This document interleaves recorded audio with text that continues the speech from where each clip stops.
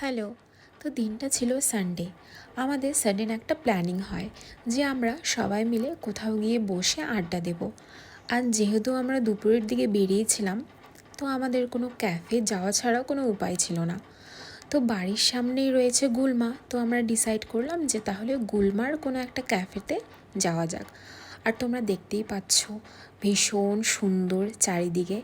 আর তোমরা যারা এখনও অবধি এখানে আসোনি, অনেকেই এসেছো যদিও, আর যারা আসোনি তোমরা এই ক্যাফেটাতে আসতে পারো। তোমরা তোমাদের ফ্যামিলি, ফ্রেন্ড, প্রিয় মানুষদের নিয়ে তোমাদের অবশ্যই ভালো লাগবে।